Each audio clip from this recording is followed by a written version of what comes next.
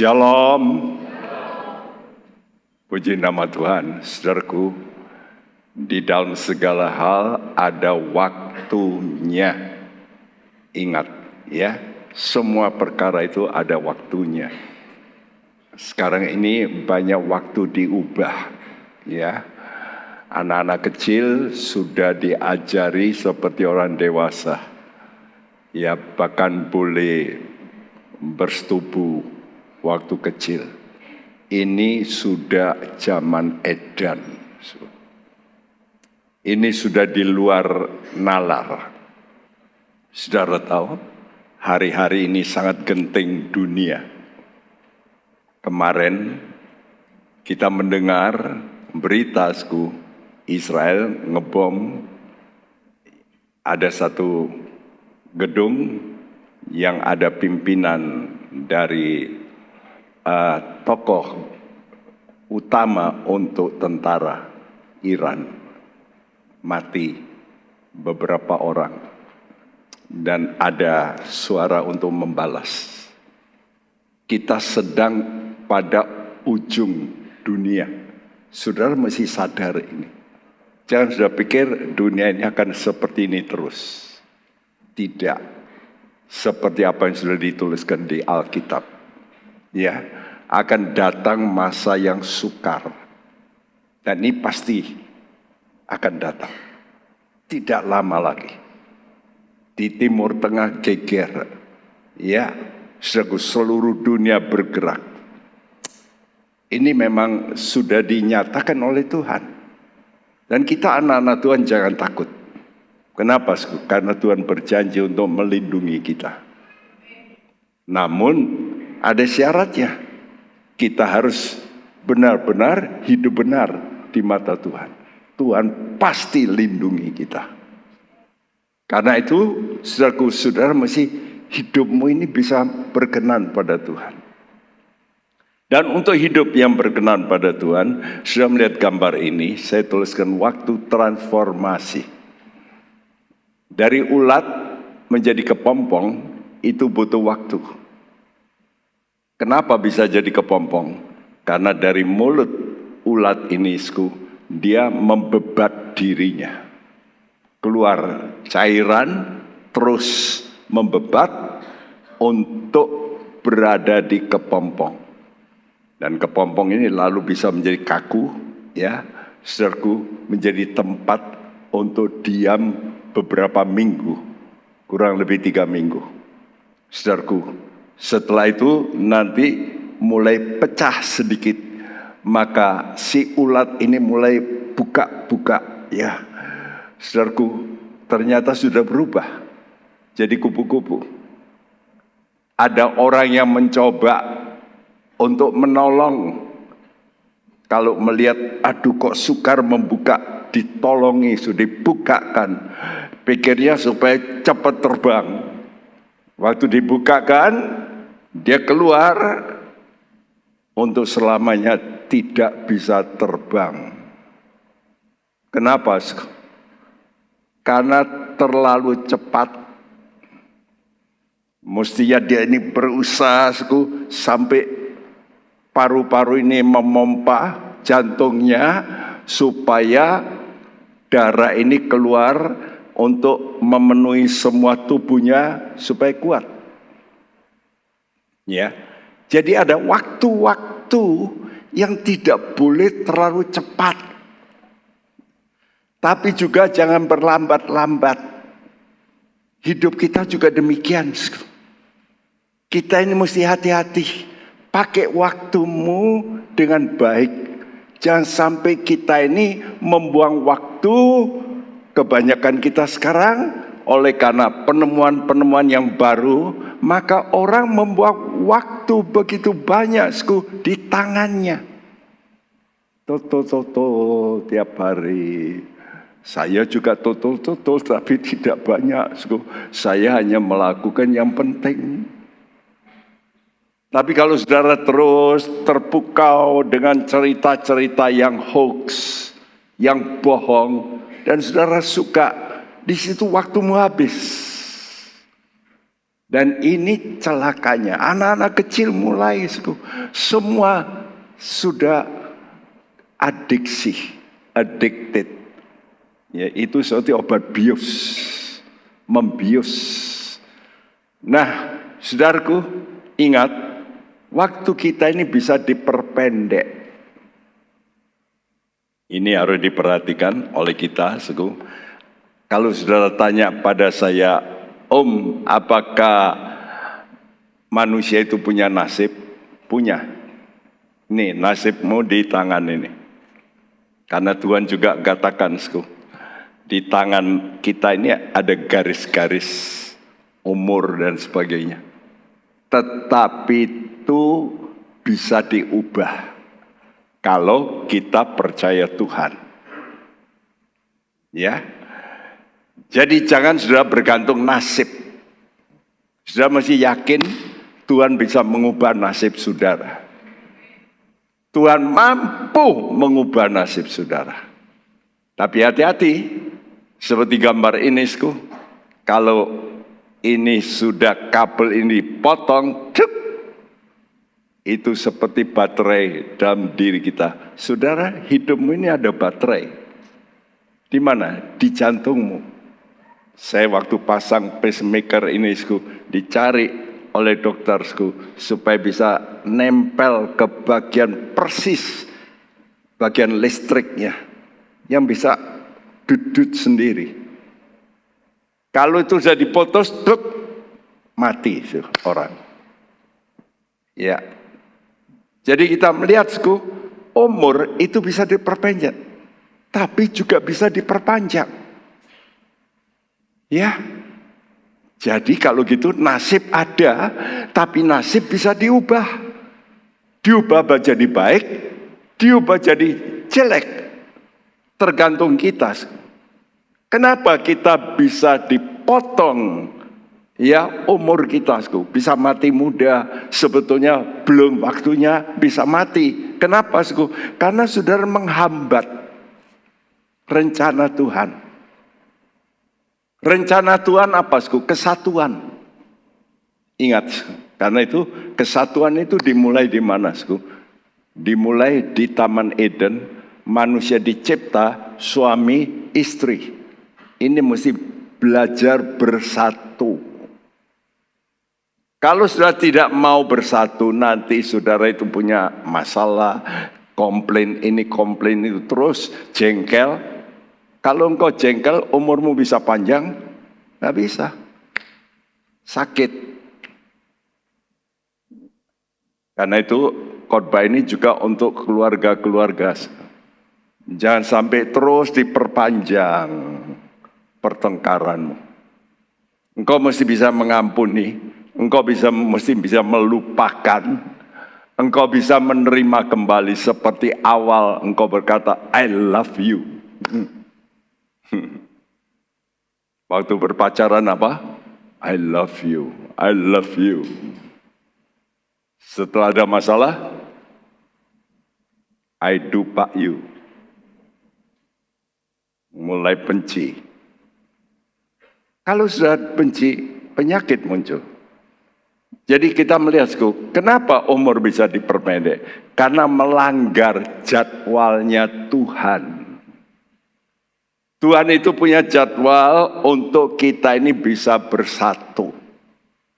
Termasuk di gereja. Saudaraku, jadi bukan hanya suami istri. Yang lebih besar, kelompok lebih besar. Saudara nanti punya anak, punya menantu, punya mertua. Nah itu kan makin sulit. Kalau suami istri ini cuma 2. Tapi kalau sudah sama mertua, nanti ada keluarganya, ribut. Dengan saudara, ribut. Nah kalau ini nggak bisa akor, bagaimana bisa umur kita bisa panjang? Nah rencana Tuhan sama. Rencana Tuhan bukan hanya keluarga, tapi keluarga Allah. Keluarga Allah itu gereja. Nah karena itu saya perhatikan, kalau orang sudah bentrokan antara sesama. Dulunya bareng, duduknya bareng, kumpul. Habis gitu yang satu di ujung sana, yang satu ujung sana. Nggak mau ketemu. Kenapa, Saudara? Karena tidak mau ngalah. Ya. Nah, perhatikan, Saudara, dari awal Tuhan itu sudah merencanakan yang disebut gereja. Apa itu gereja? Yaitu orang-orang yang mau di bawah aturannya Tuhan Yesus. Tuhan Yesus jadi kepala, kita ini jadi anggota tubuh. Seperti saudara punya kepala dan saudara punya tangan. Betul? Kaki dan sebagainya. Bisa sinkron. Kalau kepalamu ini nggak benar, korsleting, lalu nggak sinkron lagi. Ya, tubuhmu disuruh melangkah nggak bisa, nggak mau. Kenapa, Karena sudah ada miskomunikasi antara otak saudara dengan tangan dengan kaki. Karena itu orang kalau kena stroke, nah dia mulai nggak sinkron. Ya, nah perhatikan, Tuhan merencanakan gereja. Semua kita harus belajar bukan hanya bersatu di keluarga kecil, tapi keluarga Allah. Nah, kalau kita tidak mau menuruti aturan Tuhan, maka kita ini mulai timbul satu kepentingan pribadi yang disebut agenda pribadi. Jadi yang pertama, rencana Tuhan untuk gereja bisa dirusak oleh agenda pribadi kita masing-masing. Aku tidak mau kumpul sama itu. Aku benci. Karena saudara ada masalah tidak mau menyelesaikan. Padahal itu saudara seiman. Yang kedua bisa agenda keluarga. Ya, keluarga dengan keluarga. Bentrok. Ya, saya melihat itu, kalau sudah sama mertua, wah keluarga mertua dengan keluarga menantu, lalu bentrokan. Demikian juga dalam gereja, ada kelompok-kelompok, lalu kelompok-kelompok ini bisa pecah. Ya, lalu juga agenda gereja lokal, masing-masing gereja tidak mau bersatu dengan yang lain. Ini terjadi. Ya, karena apa? Karena ada perpindahan. Ya, anggota jemaat lalu pendetanya sakit hati. Di tempat kita ini saya sudah membaptis berapa puluh ribu orang. Sudah. Ada yang pindah, banyak yang pindah. Tapi kalau saya sakit hati, waduh, nggak bisa kumpul dengan pendeta-pendeta lain. Ya, dan kita sering adakan pertemuan kumpul. Supaya apa? Masalah-masalah agenda gereja lokal boleh, tapi jangan menghambat persatuan gereja secara keseluruhan. Jangan sudah pikir nanti kalau jemaatnya banyak, paling banyak itu paling mulia di sorga. Tidak. Saya tidak mempunyai pikiran itu. Mulia kalau saudara ini mau nurut sama Tuhan. Ya. Jadi lalu ada agenda sukuisme. Itu suku ini. Yuk kita mulai ngomong soal suku. Wah kalau sudah ini wah sudah perang suku. Dan ini juga terjadi di Alkitab. Lalu agenda bangsa, ini yang lebih besar. Saudara tahu bangsa Israel itu merasa superpower. Sampai sekarang masalahnya mereka tidak mau menerima Tuhan Yesus. Ini masalahnya. Karena itu mereka juga menjauh dari yang lain. Sekarang mulai Israel dijauhi oleh bangsa-bangsa lain. Ya, dulu Eropa itu dekat. Sekarang ini sudah agak menjauh. Kenapa? Karena merasa utama. Bahkan dengan orang Kristen pun jangan sudah pikir orang Israel itu wah dekat sama Kristen. Tidak. Mereka punya agama Taurat yang berbeda. Ya. Jadi kita melihat agenda bangsa utama ini yaitu Israel tidak mau kumpul dengan orang lain yang dianggap lebih rendah. Dalam Amsal 10 ayat 27, yuk kita ucapkan bersama-sama. Semua mengatakan 2, 3. Takut akan Tuhan memperpanjang umur, tetapi tahun-tahun orang fasik diperpendek. Takut akan Tuhan memperpanjang umur. Saudara mau umurmu diperpendek atau panjang? Saudara yang sakit-sakitan buat apa panjang-panjang, lebih baik mati. Iya kalau sakit-sakitan. Tapi kalau saudara sehat mau diperpendek? Nggak mau. Ya, kenapa? Kenapa perlu umur panjang? Kalau sudah umur panjang, saudara bisa mengerjakan lebih banyak pekerjaan Tuhan. Supaya saudara itu bisa invest nanti. Kemuliaan nanti. Jadi sekarang diberi waktu oleh Tuhan untuk saudara mengerjakan. Jangan saudara pikir sudah umurnya sudah ditentukan ya sudah mati. Ya, jangan begitu. Kalau bisa umur kita diperpanjang supaya lebih banyak pekerjaan yang bisa kita lakukan di dunia ini yang punya nilai kekal. Dan itu nanti kalau kita mati, wow, upah kita besar sekali. Ya, ini penting. Karena itu tujuan khotbah ini, gunakan waktu sesuai jadwal transformasi Tuhan. Sudah melihat gambar ini? Ini adalah gambar sebelah kiri itu penjunan. Dari tanah liat dia kerjakan. Ya. Lembut sekali dia kerjakan. Lalu setelah itu lalu ditaruh di tempat pembakaran. Nah, di sini juga mesti tepat waktunya. Kalau enggak tepat, nanti bisa retak. Ya. Kalau tidak tepat, nanti tidak jadi baik. Sudah melihat kadang-kadang saudara punya kemaron, tahu kemaron? Ya, itu dari tanah liat gentong yang ditaruh di dapur untuk air. Saudara, gentong itu warnanya apa? Merah ya. Merah tapi seringkali ada flek-flek hitam, betul nggak? Itu berarti pembakarannya tidak komplit, tidak menyeluruh. Jadi bisa apa? Poros, rembes. Ya, saudaraku, kalau tanah liat ini dikerjakan dengan baik, lama-lama dia bisa berubah menjadi alat-alat yang lebih mahal untuk rumah tangga, misalnya mangkok segala. Itu dari tanah liat, saudara pakai mangkok, tapi kemudian diglasir, saudara pakai mangkok itu dari tanah liat. Yang lebih mahal lagi itu dari keramik. Yang lebih mahal lagi, oleh karena prosesnya lebih sulit, itu porselen. Kadang-kadang porselen itu tipis, bisa tembus cahaya. Wow, mahal itu.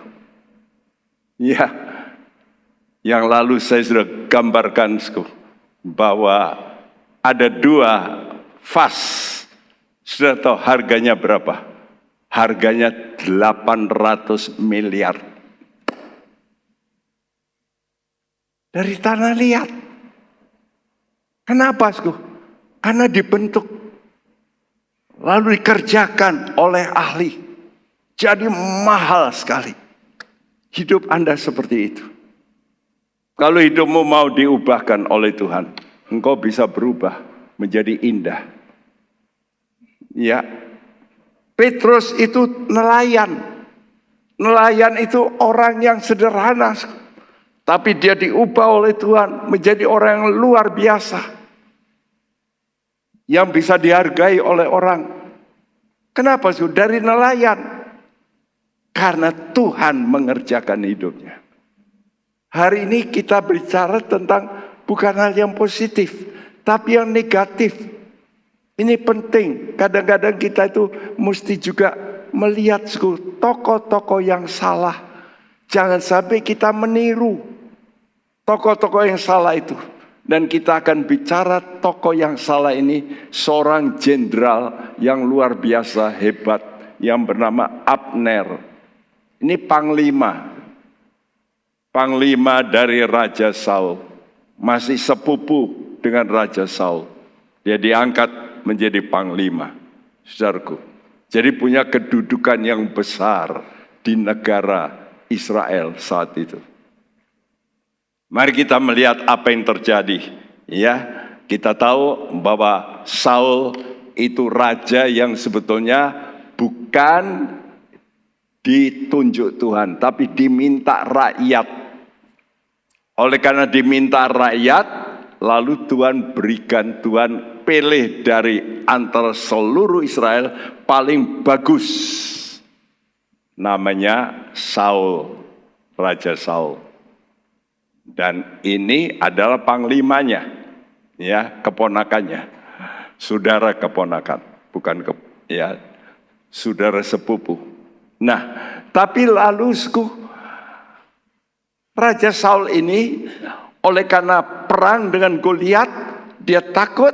Muncul Daud. Daud yang waktu itu masih muda, bisa mengalahkan Goliat. Oleh karena bisa mengalahkan, lalu Daud ini diambil menjadi menantu dari Raja Saul. Kan sudah hebat itu. Tapi oleh karena orang-orang memuji menantunya lebih dari rajanya, maka Raja Saul mulai timbul cemburu. Nah, ini masalah. Dalam hidup kita seringkali begitu. Kalau kita sudah mulai cemburu sama anggota keluarga, cemburu sama saudara, loh kok dia kok bisa enak, saya kok kurang, ribut. Ya, cemburu itu bagus untuk suami istri, tapi kalau cemburunya over, itu bahaya. Ya, jadi Tuhan memang memberikan ke kita roh cemburu, tapi roh cemburu yang positif, yang baik. Tapi ada roh cemburu yang ingin menghancurkan orang lain. Itu buruk. Ya, kalau sudah cemburu sama orang, sudah lalu berusaha supaya bisa seperti orang itu. Nah, itu baik. Ya, saudara, tolong dibacakan 2 Samuel 3 ayat 1. Apa yang terjadi setelah Raja Saul ini cemburu kepada Daud, mulailah timbul cemburunya, lalu mulai terjadi yang namanya peperangan. Tolong bacakan. Peperangan antara keluarga Saul dan keluarga Daud berlarut-larut. Daud kian lama kian kuat, sedang keluarga Saul kian lama kian lemah. Iya, ini tadi saya katakan bahwa proses transformasi bisa dirusak oleh karena kepentingan keluarga. Ya. Dan kita membaca, kenapa peperangan ini kok bisa berlarut-larut panjang, memakan korban. Kenapa? Coba kita baca 2 Samuel 3 ayat 17 dan 18. Sementara itu berundinglah Abner dengan para tua-tua orang Israel. Katanya, telah lama kamu menghendaki Daud menjadi raja atas kamu. Maka sekarang bertindaklah, sebab Tuhan sudah berfirman tentang Daud demikian. Dengan perantaraan hambaku Daud, aku akan menyelamatkan umatku Israel dari tangan orang Filistin dan dari tangan semua musuhnya. Iya, sekarang Abner, panglima Raja Saul ini baru sadar, ya, bahwa sebetulnya tua-tua Israel sudah minta kepadanya. Dikatakan di sini, ya, telah lama kamu menghendaki Daud menjadi raja, telah lama. Nah, telah lama mestinya dia itu tahu bahwa tua-tua Israel ini ingin supaya terjadi satu kesatuan kerajaan, supaya jangan pecah. Ya, telah lama diberi nasihat oleh orang tua-tua dari kerajaan Saul ini supaya sekarang itu diberikan yaitu jabatan raja kepada menantunya Daud. Tapi Abner ini dulunya tidak mau. Kenapa? Karena kepentingan keluarga. Karena ini Daud ini adalah dari suku lain. Jadi bau sukuisme. Jadi dia tidak rela, ya. Jadi kita melihat dia tahu telah lama orang tua-tua ini menghendaki supaya Daud yang diangkat. Tapi dia yang berlambat-lambat, Abner ini. Kenapa, Karena dia punya agenda sendiri. Ya. Nah, jadi perang sipil antara keluarga Saul dan keluarga Daud berlarut-larut karena ada tokohnya yang menjadi penghambat, yaitu Abner. Begitu Raja Saul sudah mati, mestinya secepat itu bangsa ini bergabung. Ya, karena ini Saul dengan Daud musuhan. Jadi mertua dengan menantu musuhan. Karena itu saya katakan yang paling bikin rusak itu pimpinan. Coba di negara ini, ributnya siapa yang ribut? Rakyat atau pimpinan? Pimpinan. Rakyat ini ngikut, betul? Otaknya itu pimpinan. Karena itu saudara-saudara yang sudah punya kuasa, hati-hati. Jangan sampai engkau sebagai pimpinan itu keliru memakai kuasamu. Ya, karena itu yang punya duit, hati-hati. Yang pinter, hati-hati. Makin pinter, kalau pikirannya nggak baik, makin rusak. Betul? Makin punya duit, makin yang bikin rusak. Lihat aja, di negara juga begitu. Ya, kenapa terjadi demo-demo? Kalau nggak ada duit bisa? Nggak bisa. Jadi semua itu oleh karena ada orang-orang yang mempunyai agenda sendiri.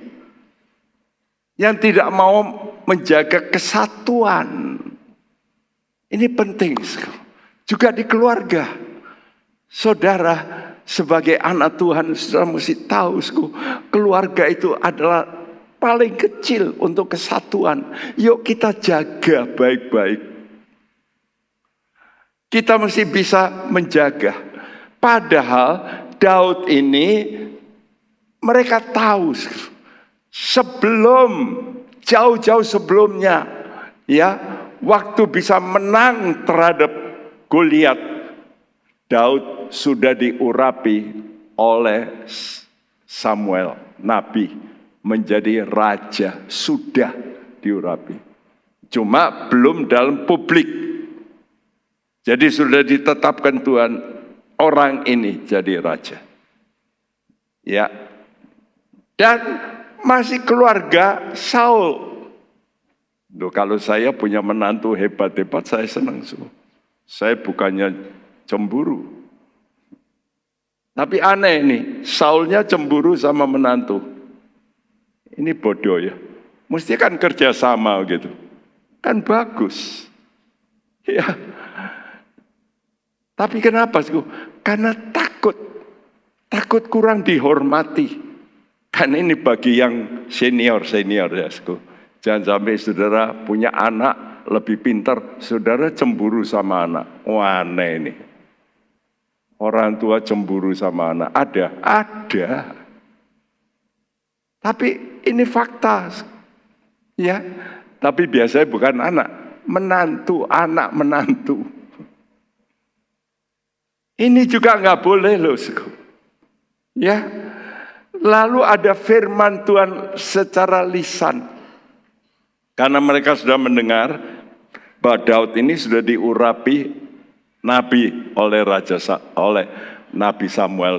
Jadi sudah beredar namanya firman lisan bahwa dengan perantaran Daud, aku akan menyelamatkan umatku Israel. Ini sudah tahu, orang-orang Israel tahu. Ya. Nah, fakta bahwa Raja Saul itu pasti diganti. Pasti diganti. Kenapa? Karena ini juga sudah didengar oleh panglimanya. Kenapa? Karena waktu itu panglima ini ada dekat dengan Raja Saul. Dan Raja Saul waktu itu ada membuat kesalahan. Dia ditegur oleh Nabi Samuel. Kamu bodoh. Perbuatanmu bodoh. Kamu raja tapi ingin jadi imam. Dia bakar korban. Soalnya tidak boleh, itu bagian dari imam, dari pendeta. Ya, karena itu saya juga dalam ngatur gereja ini saya mesti jaga. Jangan sampai saya main kuasa. Ada yang berkuasa lain yang ngatur keuangan. Jadi saya ini di sini di gereja ini bukan yang kamu belikan aku ini, aku belikan, itu main kuasa. Saya nggak boleh. Saya tahu mesti diatur oleh orang lain. Karena itu saudara juga mesti mengerti sistem gereja kita. Ya, antara raja dan imam. Imam itu seperti saya, pendeta. Saya tidak kotek-kotek keuangan, saya buka cek sendiri. Oh, nggak bisa. Yang buka cek bukan saya. Saya nggak pernah pegang cek gereja, apalagi teken. Tidak. Karena itu bahaya. Mengerti? Saya batasi. Saya tahu diri kalau saya main kuasa uang, bahaya saya. Saya bisa jatuh. Saya tidak mau. Saya mau melayani Tuhan. Bukan untuk jadi kaya. Tapi untuk melayani jemaat supaya Anda ini bisa cinta pada Tuhan. Ini tugas kami. Hamba-hamba Tuhan. Ya. Nah, jadi Daud ini sudah betul-betul diangkat oleh Nabi top Samuel. Dan Abner tahu itu. Dan Tuhan berkata, oleh karena kamu bodoh, kamu akan diganti oleh seorang yang berkenan di hati Tuhan. Abner yang ada dekat dengan Saul mendengar itu. Jadi dia sudah ngerti, ini pasti diganti ini, Raja Saul ini. Yang kedua, ini dari mulut Raja Saul sendiri. Waktu dia tidur, waktu cari Daud, mau membunuh Daud, dia kecapean, dia tidur. Daud datang pelan-pelan.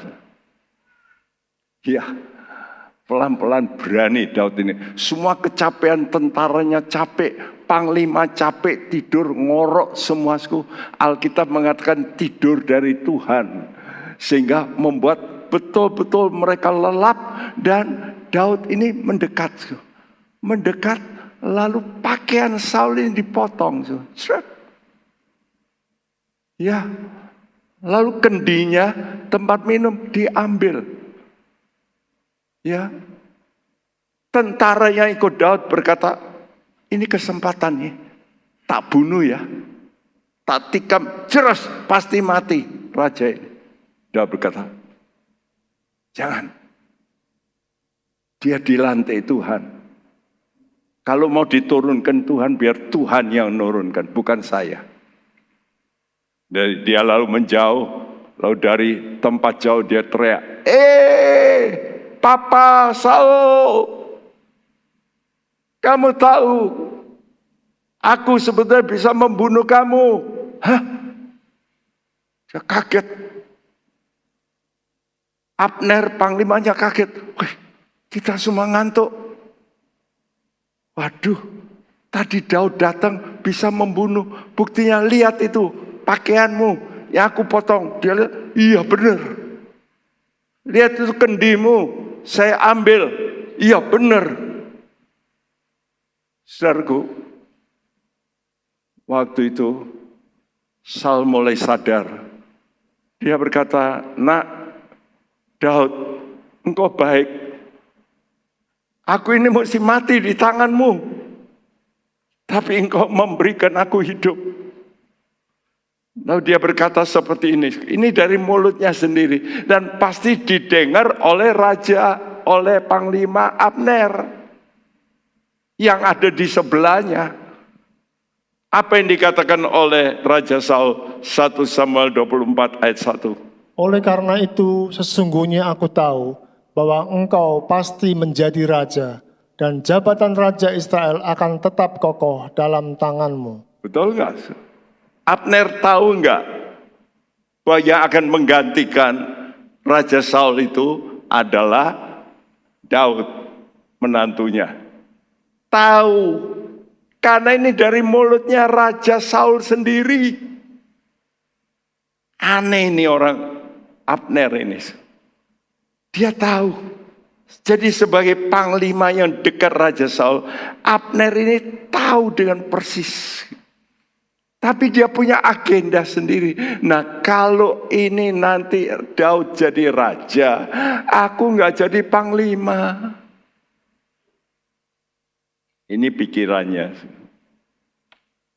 Karena itu yang pertama, agenda-agenda dari Abner yang pertama, dia punya agenda pribadi. Sebetulnya dia kalau sudah tahu bahwa Daud ini pasti jadi pengganti, mestinya dia itu bisa menjadi penasehat kepada Raja Saul yang ingin membunuh menantunya. Mbok jangan gitu. Ini kan menantumu, yuk kerjasama. Kan mestinya menasihati begitu. Betul enggak? Iya. Apalagi 2 kali. Daud ini punya peluang membunuh. Tadi itu cerita sekali. Diulangi lagi sekali. Seperti itu. Bahkan waktu itu yang kedua kali. Saul nangis. Dia berkata, anakku Daud, pulanglah. Aku bodoh.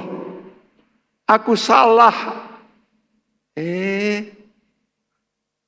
Tobat kumat lagi. Kenapa?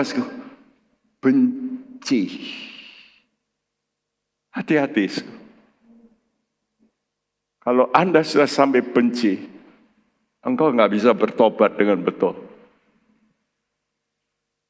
Jangan sampai dalam hatimu ada kebencian. Buang kebencian. Minta ampun sama Tuhan. Tuhan, aku nggak mau benci kepada siapapun. Istimewa kepada saudara seiman. Jangan sampai. Tuhan berkata apa? Cintai apa? Musuhmu. Nah ini bukan musuh aja kok dibenci. Kita nggak boleh. Setelah Saul mati, Abner mengangkat anak Saul yang bernama Isboset. Ya, saudaraku, kata boset itu sebetulnya malu. Ya, jadi orang ini memalukan. Kok diangkat oleh Abner? Kenapa? Karena masih satu suku, masih keluarga. Nah ini loh. 2 Samuel 2 ayat 8 dan 9. Abner bin Ner, Panglima Saul, telah mengambil Isboset, anak Saul, dan membawanya ke Mahanaim, serta menjadikannya raja atas Gilead, atas orang Asyuri, atas Yisrael, atas Efraim, dan atas Benyamin, bahkan atas seluruh Israel. Bahkan atas seluruh Israel. Saudaraku, wah, saya tuliskan di sini, jangan membuat agenda yang bertentangan dengan firman Tuhan. Apa firman Tuhan? Supaya kita ini saling mengasihi. Itu firman Tuhan. Karena itu saudaraku, istimewa keluarga ya. Ini perintah Tuhan, kamu harus saling mengasihi. Kalau ada masalah, coba bereskan. Ampunilah, lupakanlah. Saya sering memberi pesan pada teman-teman yang jalan kaki pagi, forget and forgive. Forget itu engkau bisa lupakan, dan forgive, ampunilah. Kalau engkau mau mempunyai teman yang baik, tetap jaga. Engkau bisa forget, melupakan. Wah, dia menyakitkan aku dulu. Ya dulu, melupakan. Lalu apa? Ampuni. Ini perintah Tuhan loh ya. Sebentar kita makan perjamuan suci. Saudara, kalau ada benci sama mertua, sama menantu, coba selesaikan. Tuhan, saya nggak mau. Abner ini pimpinan 11 suku. Setelah Saul mati, mestinya dia berkata, sekarang aku sudah tahu Daud pasti. Ya sudah, saya serahkan sekarang pada Daud.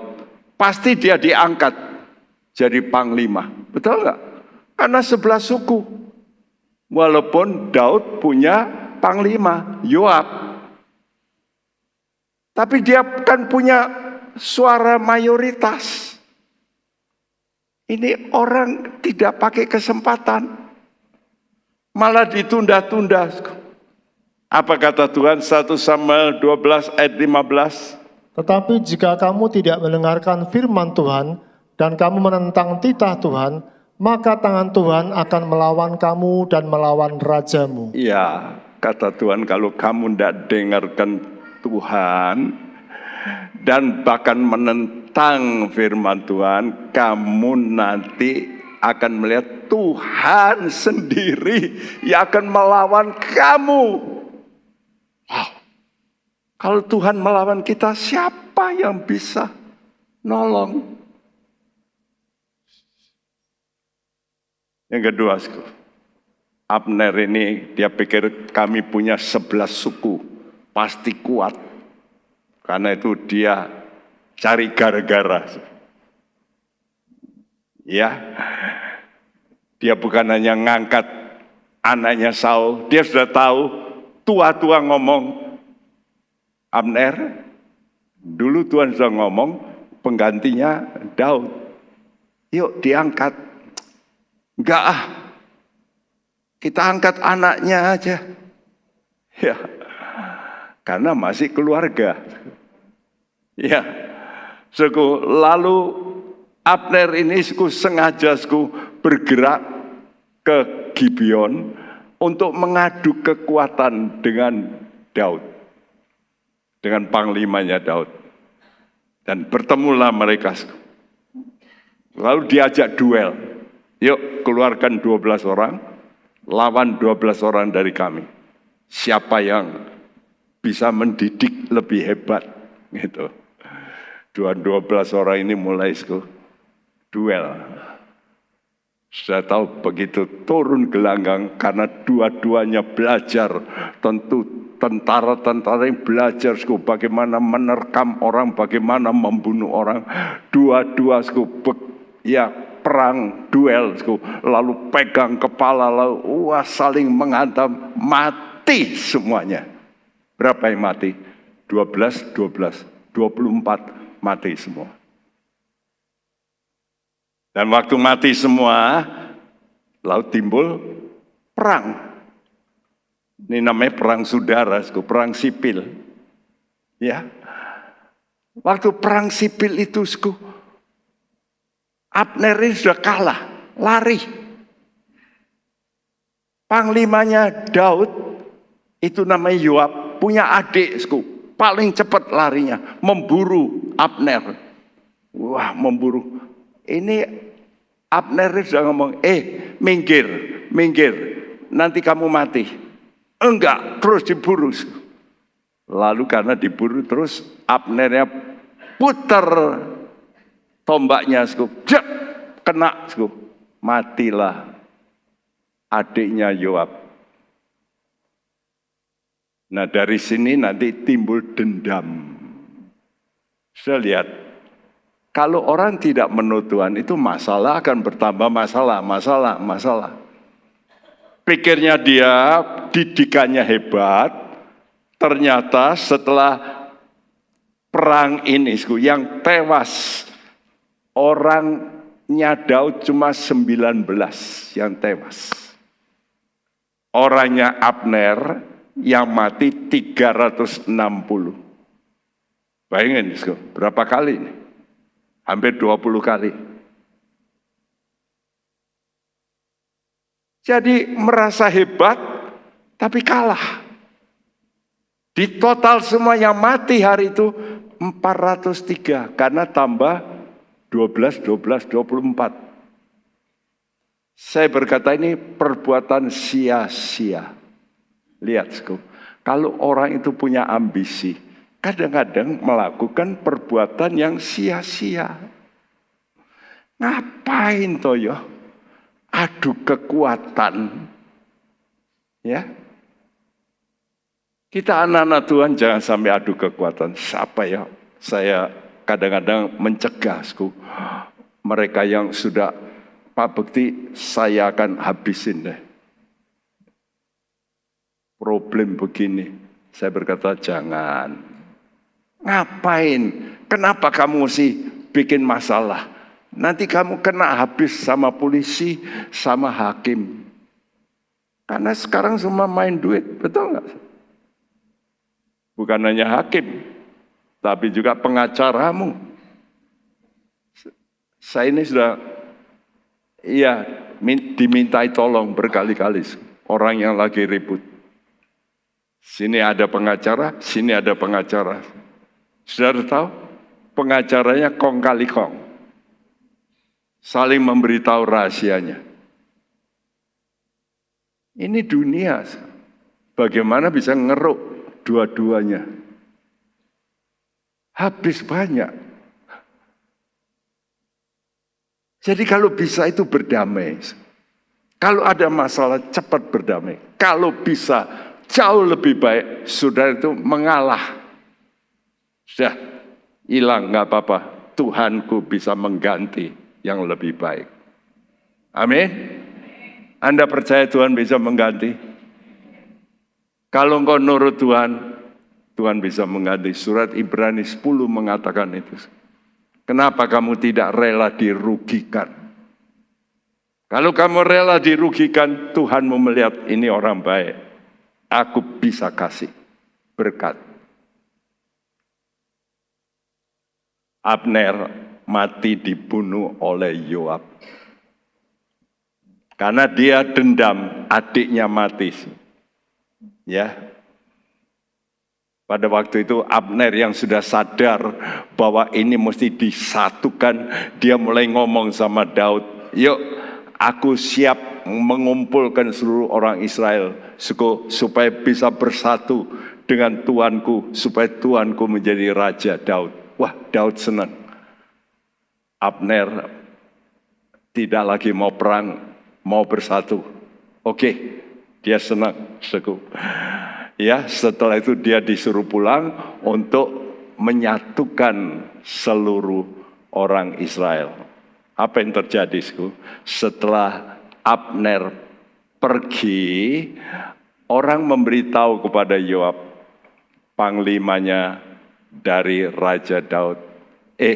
Yoab, Abner tadi datang. Hah? Datang? Ngapain? Dia diterima Raja Daud. Iya. Kenapa? Mau menyatukan. Oh, datang. Dia dendam. Adiknya dibunuh. Ya, Abner sudah pergi.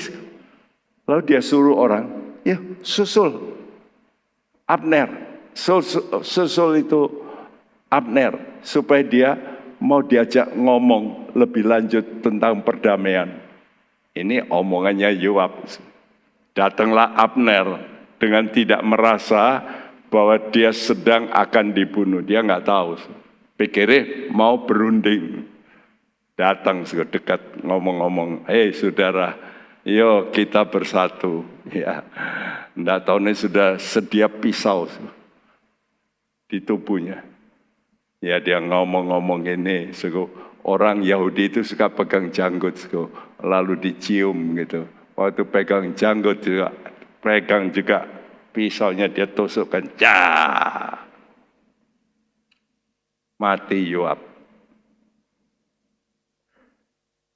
Jadi mati sebelum waktunya. Ingat, Anda bisa mati sebelum waktunya. Kenapa? Karena Anda tidak mau nurut sama Tuhan. Coba waktu itu, Abner begitu Saul mati, dia lalu kumpulkan seluruh orang Israel. Yuk, kita menyatu, gabung sama Daud. Daud yang tahu itu, wah pasti akan angkat Abner jadi panglima, bukan? Tapi dia punya agenda pribadi. Ya, akhirnya Yoab dibunuh. Saudara, sekarang yang berikut bukannya Yoab, anaknya dari Raja Saul, yaitu Isboset, juga mati dibunuh.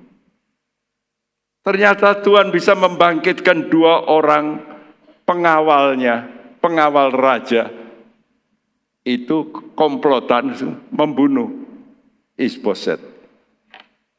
Jadi lihat, orang-orang yang tidak menuruti agenda Tuhan, itu akan mengalami malapetaka.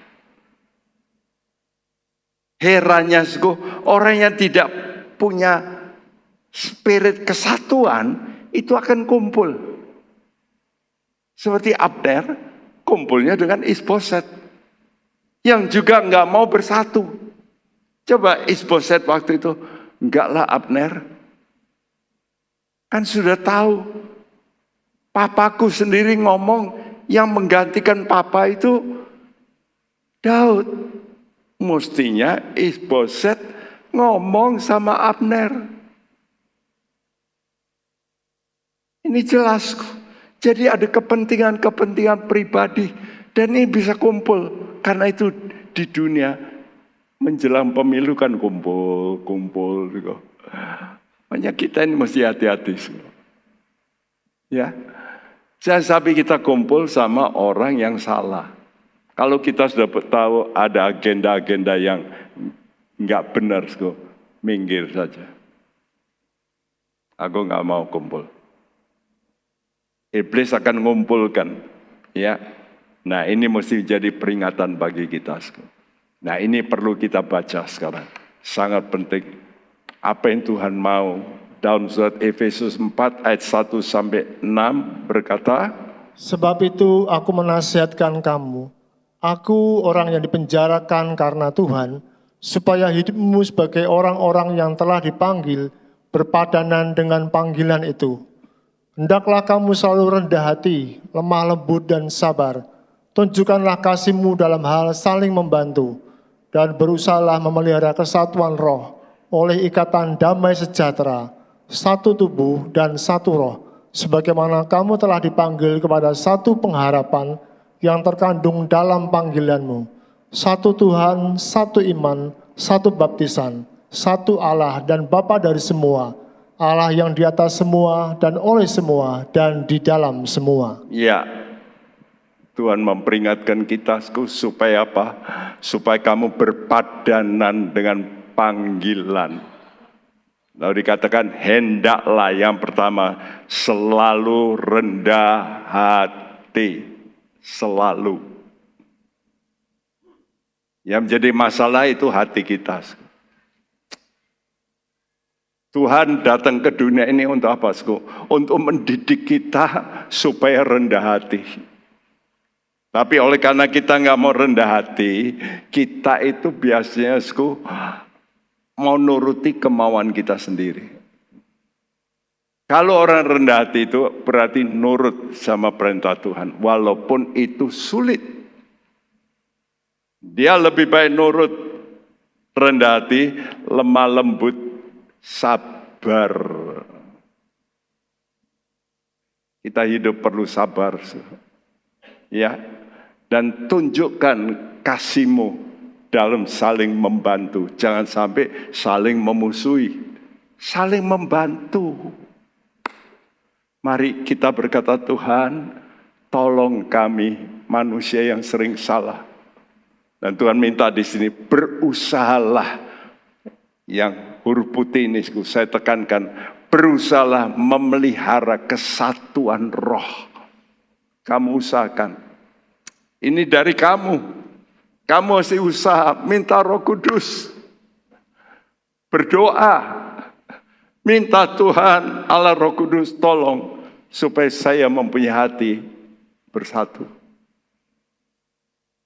Untuk apa, Sku? Karena kita dipanggil pada satu pengharapan. Apa pengharapan, saudara? Ikut Tuhan. Ini pengharapan saya. Tuhan berkata begini, kita ini satu kali, Tuhan nanti akan datang di udara. Ada satu pengharapan yang besar. Apa itu? Kita akan rapture, diangkat oleh Tuhan. Dan ini akan sebentar lagi terjadi. Saya nggak tahu waktunya, tapi pasti dekat.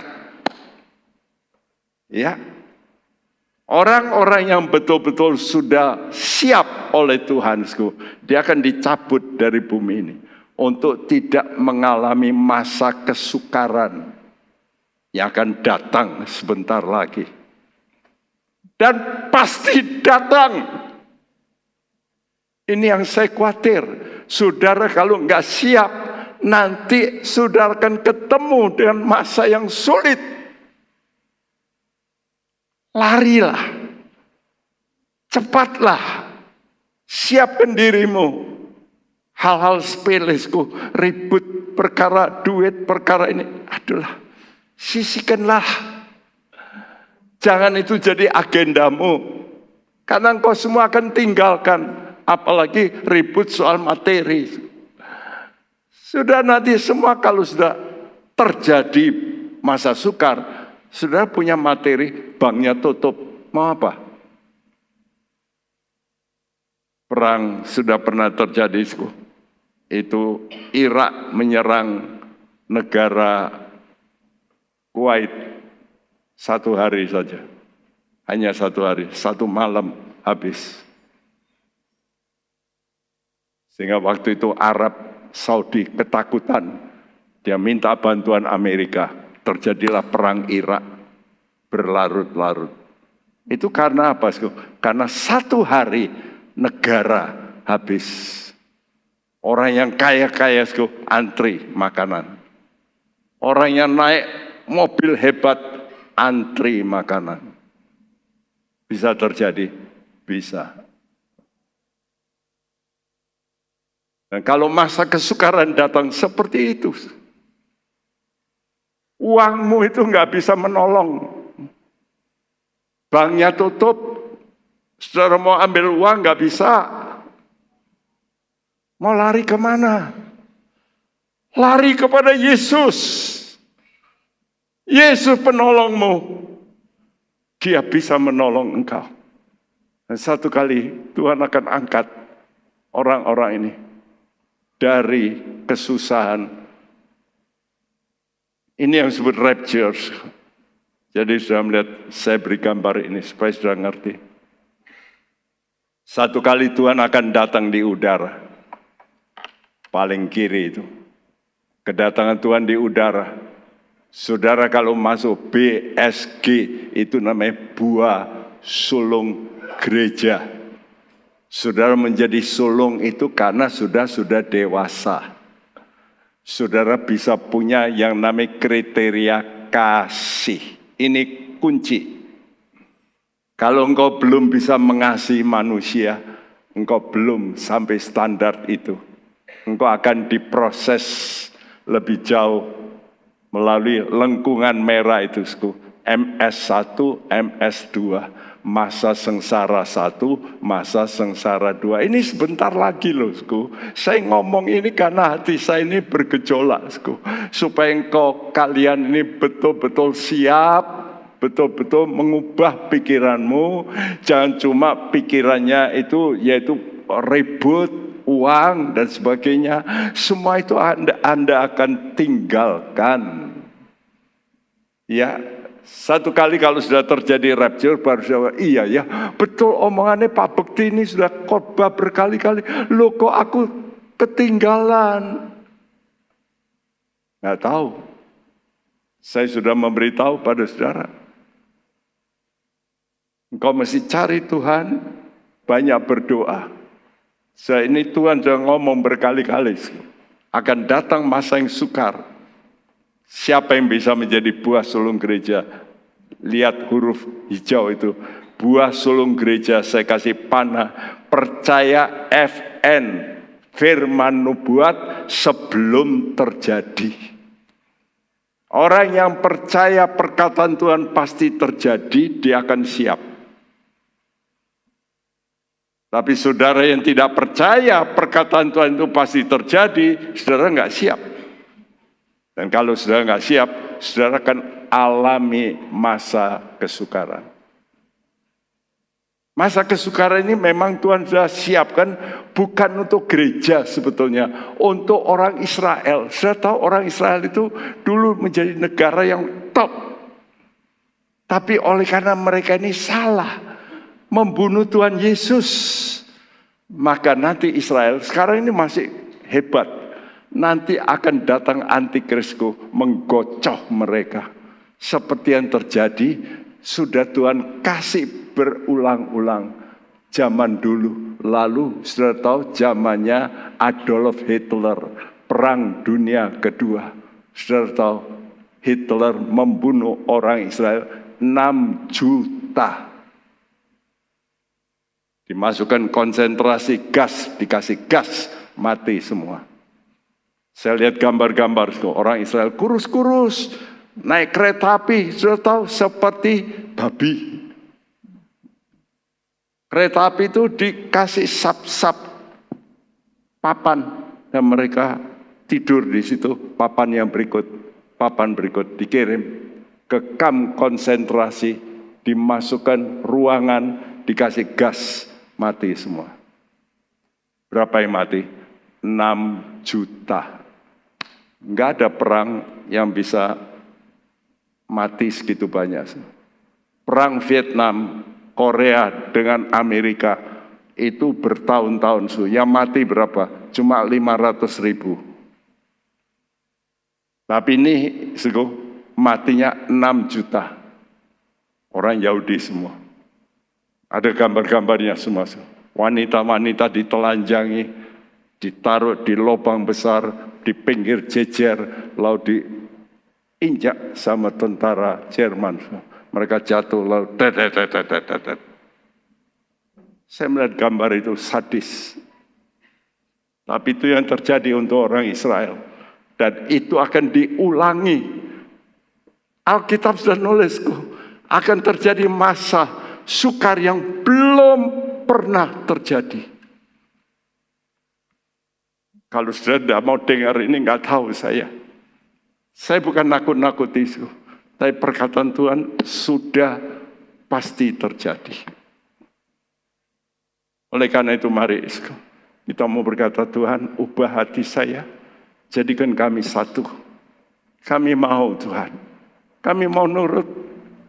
Kami tidak mau masuk masa yang sukar, tapi kami mau belajar rendah hati, dengar perkataanmu.